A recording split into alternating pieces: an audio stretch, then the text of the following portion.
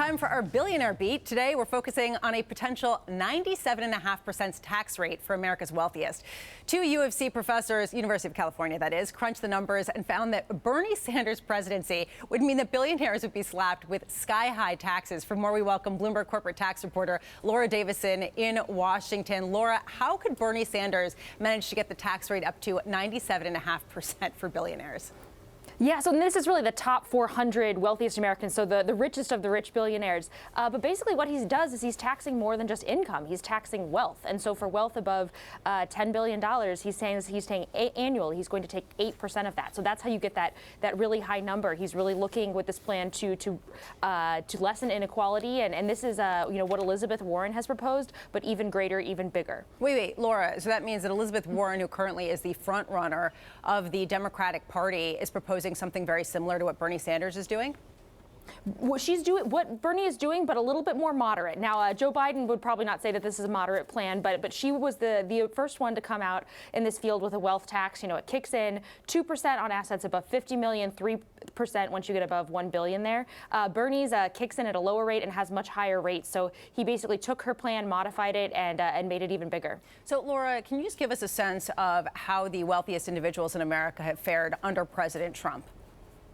Yeah, so back into the 2017 tax law, they saw their rates go down pretty significantly. They were able, right now for the richest group, those billionaires, they paid about 23% effective rate. That was a several percentage point decrease from previous years, and that's both from lower rates as well as being able to take advantage of different tax breaks and that were made available through the tax overhaul. So the tax plans being proposed by Elizabeth Warren and Bernie Sanders, would that just bring us back to where we were, or go significantly beyond the tax rates of history? That would be significantly beyond. Joe Biden would bring us back to about where we were. He'd raise a couple more things for those richest Americans, but he has about 30% of a tax rate on those people. Warren jumps to 62%, and Sanders is when you get to that 97.5%. So there's a big spread between where all the candidates are. Well, Charles Schwab, in an interview with Bloomberg, said if you like socialism, we all drive the same car, have the same color house, or the same size house, blah, blah, blah.